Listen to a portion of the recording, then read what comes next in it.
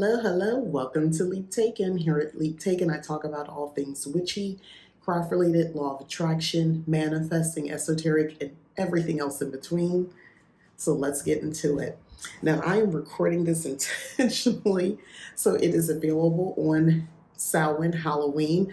I am so looking forward to this. So, I have been wanting to talk about this topic for quite some time, and I feel like I have a good 3-step process to get you on your way. So if you haven't been able to tell from the title, Decolonizing Your Spirituality. So I'm going to jump right into these steps, and then I'll do a little bit more explaining with examples. So first step in decolonizing your spirituality is being willing to examine your spirituality, being open to the conversation, even if it's being had internally on what makes up your beliefs, what's driving you, where does it come from? This is like the biggest, most funnest day for witches, Samhain, and there's a lot of seriousness that's part of witchcraft, at least in my practice. And the other side of it, like today, because I understand duality, because I understand the complexity, nothing is neither right, wrong, black, or white. There's ranges in between. Um, when I celebrate today, I am celebrating the living and the things I'm looking forward to. And I'm also honoring the dead and allowing sadness to infiltrate my rise to the surface, essentially. I'm not trying to push it down, but I'm using that energy constructively to talk to the dead. So all of this is happening at the same time. So there's moments of sadness, but there's moments of excitement and celebration as well. So because I've done my own deconstructing, I don't have rigid ideas or ideology behind, something like today. So how do you, this first step, examining your spirituality, you need to do some historical research. So what does that mean? I mean, honestly, start with some textbooks, and then you can work on to be careful with books based in fiction, but based in a specific historical time, because we authors take a license on that. Look for nonfiction historical books on history. Take it a step further, find out who wrote the book, research that person. This is not a difficult thing. I'm not asking you to do spend hours and hours. You just do it. So let's say you find a book that makes sense to you and you'd like to use that to, let's say, look into pre-colonial Africa. Which part of Africa? You zone in on a specific country, something where you believe you might have ties to it. So you do the research on this time frame, and to understand more about the people. So you're going to want more than one reference. So who wrote some of the books that you might be interested in? Do a Google search on their name. Who are they? How long did they live? In what time period did they live? Anything else come up to sort of support something about this person? Because if you find out the person who wrote the book is like a Nazi, well, that's not going to be helpful information at all. So it is, trust me, and Nazis wrote books. So I'm not just saying that, by the way. So do the research and check multiple sources. More about that in a moment. So also attempt to release religious bias, yours, and finding works that is not with a religious overtone or a religious angle at all. Sometimes in this day and age, I don't feel like we teach enough about this, on really checking your sources and doing before you even read the book, you've done so much prep work on understanding who wrote the book, when they wrote the book, what may have been going on in the world at the time that they wrote this book, because that matters, and that can sort of color the lens on how they're projecting and their own bias, including religion. So worry about your own, worry about wherever you're getting your sources from. And then finally, finding reliable sources. So I like to start with nonfiction books, historical um, facts, things like that. Going to certain websites like uh, any of those encyclopedia type websites, because once upon a time encyclopedias people own those, but now they've just made the move to online. Some of them want a subscription, but some of them you can kind of look at some of the information. That could be enough for you to start kind of gathering ideas about, well, what was happening, when did this happen, so there you go.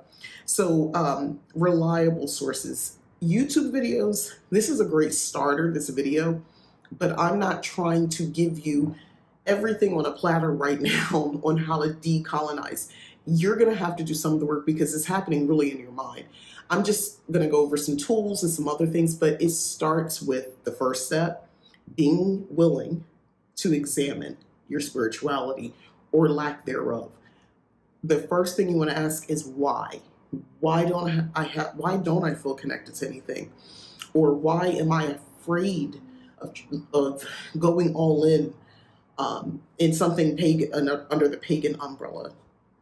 But just to kind of wrap up this first step, again, about the find reliable sources, make sure you're doing your due diligence and not just looking at YouTube videos on someone giving their opinion about a book that might be a good, reliable source, but they're just, referencing it and putting their spin on it or their review of it, or their breakdown analysis, what have you. Like, that's okay, but you need to read some of this yourself because certain things are going to speak to you. And when I mean his books on history, you may not be looking to read the entire book. You're looking to understanding culture and intersectionality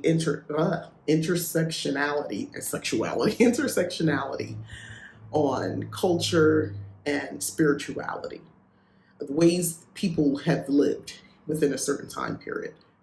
Again, for me, pre-colonial Africa was where I started. So, second step is separating your family traditions from newfound information. So these steps are in order. You can't skip it. So let's say off and on you've already been doing basically researching and reading, and you feel like you have a pretty good handle on things, but conceptually you understand where things started and how it doesn't, it's not how people have been telling you how things started. And it's basically you've already done that reconciliation, but when it comes to dealing with that, not even, I don't want to say dealing with it, when it comes to actually acting on this information is where you might have trouble. So this is the second step, separating traditions from newfound information. So just because things were done a certain way, or beliefs were common, especially in your family, does not make it correct, does not make it benign. Okay? So there are a lot of things in just Black culture, Black American culture, not a lot, but there's quite a few things that a lot of us identify as our culture, which really is a symptom of trauma. A lot of us trauma bond, but we've experienced collectively so much ongoing trauma. It's kind of hard not to. So this is not like speaking from a place like, oh, I don't do that. Oh, I know I most likely do because I am a Black American, so I'm sure I'm partaking in it as well. But that doesn't mean that's okay. And that's something, if you're aware that you should maybe keep doing, maybe you should be a little bit more mindful and kind of switch it up for yourself, because it's not healthy mentally and emotionally to be in that space along with somebody else. And now you're both feeding off of that really low vibrational energy. And we identify that as culture, so that's not cool. It's not helpful. It's not helping us advance. When I say benign, I mean specifically when we're being told, or we've been told by our mothers, our grandmothers, great-grandmothers, and then her mother. We've been told some things, and out of respect for these women who have been through so much and have their own tried and true guidance and advice that they've provided to us, you want to believe it wholeheartedly. But sometimes they were acting, or not even acting, their response was based on trauma, ongoing trauma, um, being inflicted on them. And that's just living in America as a Black person. So that information was more about survival. But as of now, if you try to follow some of the information, like with religious undertones, the first thing I can think of is, you know, a lot of mothers would just basically say, you know, just don't have sex, like out of wedlock. That was it, like, just don't do that. And meanwhile, people did have sex out of wedlock, and it usually ended up in pregnancy or in other situations where maybe if other conversations was had on, well, if you do, you know, here's, you know, but that's where it's not benign. It's not a benign situation, so we don't want that. The other thing is, it is not disrespectful to elders, your spouse, etc. If you have questions or you no longer identify as a Christian, that's perfectly acceptable. And this is again under the second step in kind of reconciling that. Keep that in mind, because you're going to be, it may be presented to you as disrespect by just questioning, or more importantly, not wanting to hear it anymore, not wanting people to kind of inflict their beliefs on you, and you kind of take a stand and draw a line in the sand. People don't like that, and they consider it offensive, even though everyone doing it to you. That's the irony. The other thing is, this is your life and your path to walk. So part of this reconciliation of traditions and all that sort of stuff is kind of remembering, more importantly, your spirituality is just that. It's yours. It's your path. Only you can walk it. What your father did, what your cousin, your aunties, what your loving family have taught you, thank you. But this is now your path to walk. Walk it. I don't want to sound ominous, but for a lot of us, this was a lonely walk coming into witchcraft, because the influence of those Judeo-Christian beliefs is just, so it's just really lonely sometimes until you find others. Gratefully, I'm at the point in my life I have other people to talk to, several people, and I talk to you guys here on YouTube, so I'm not alone anymore. So find community in your path as well, as best as you can. And this is the third step. So let's break down the third step. The third step is lifting the veil of ignorance, misinformation, and blind faith. And more importantly, keeping said veil lifted. So shadow work, for sure, this is where shadow work's coming in. But this is key. I'm calling it shadow work, that's the best way to describe it, but learning to separate your fearful thoughts from what you believe your intuition is. When you're coming from Christianity specifically, it's very difficult to even recognize which is which in some scenarios. So some things might really have you in a place of fear, and that could be your initial reaction, and therefore you don't touch it anymore.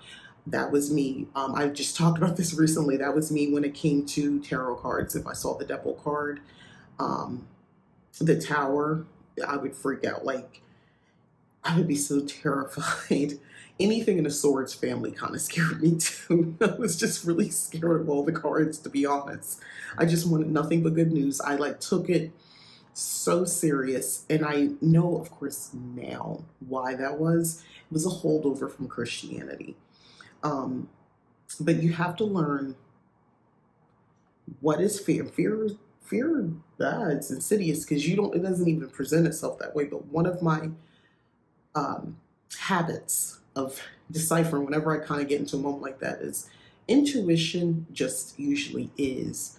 There's usually a knowing, and after a while, once you start to kind of listen to your inner thoughts closely, there's no anxiety around it. You feel confident making a decision based off of what you feel is right, intuitively. You move intuitively into things because it just felt right to make a certain decision, or to not, whatever it is, right? Where with fearful thoughts that are sort of driving you, there's a lot of what ifs playing in your mind usually. Oh, but if I do this, what if this happens? That usually doesn't happen with intuition. If you find yourself veering into these various scenarios and trying to figure it out, that's usually a fearful thought. Doesn't make it invalid, because that's a built-in warning system for us humans. Fear. However, if you don't rein it in and know how to separate it, you're just acting out of fear and not your intuition. And it's worse if you don't know that. If you can't figure it out, which is which. Take it from this witch. I had to. Anyway, under step 3, challenge yourself about your worldview. So, how do you feel about LGBTQ? Cultures that don't belong to you, that you don't really have access to. Do you have immediate negative responses to anything within paganism? Like, well, I don't black magic or dark. I don't like that dark energy. Black magic. Question yourself. Challenge yourself. What do I think is black magic? Anything that's going to harm anybody? Oh, honey.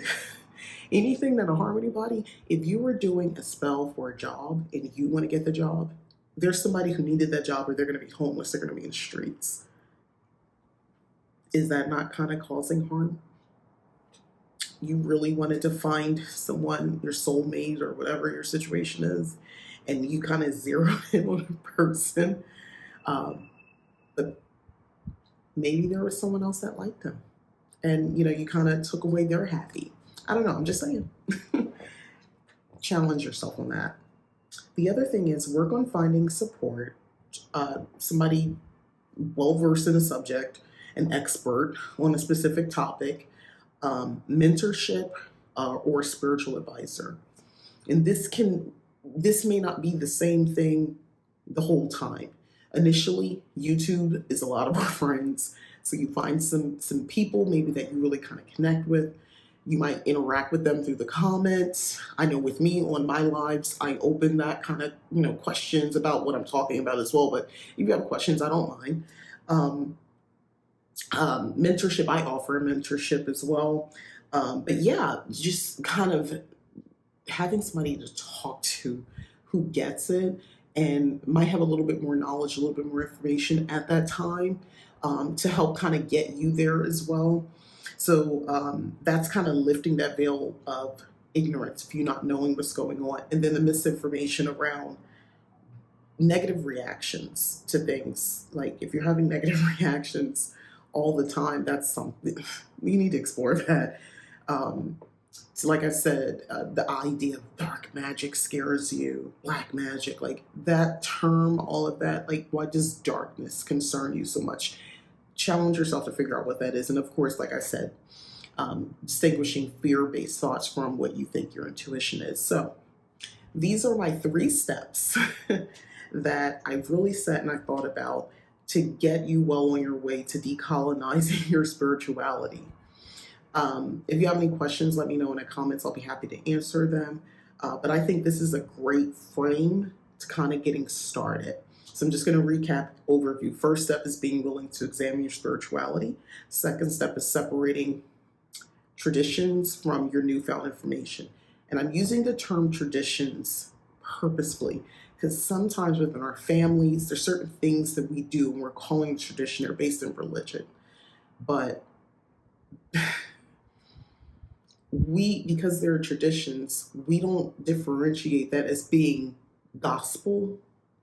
But it's really a tradition that we're doing within our family, which is fine, except just because it's been done and it has always been done doesn't mean it's right and it's right for you. And more importantly, is it kind of harming you?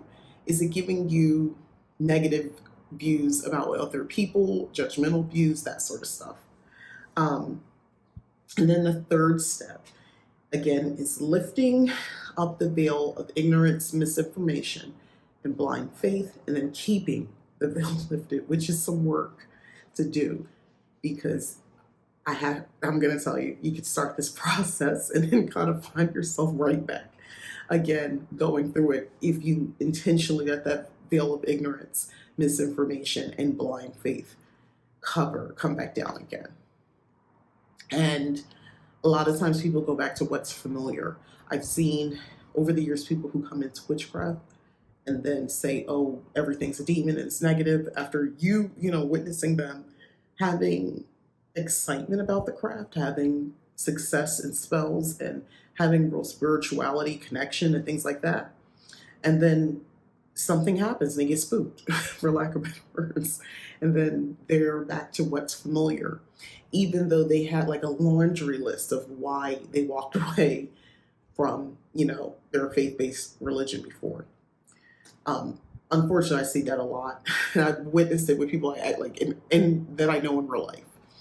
And I'm sorry to see that, and I just hope that they'll come back around. But when they first go back to it, it's hard to deal with them because they're like on a 10 at that point. You ever been around a born again Christian, a new saved person? Yeah, it's kind of like that. So again, I thank you so much for watching. My name is Mika. This is Leap Taken. I felt like this is the perfect time for Samhain to talk about this because there's just so much energy, so much going on.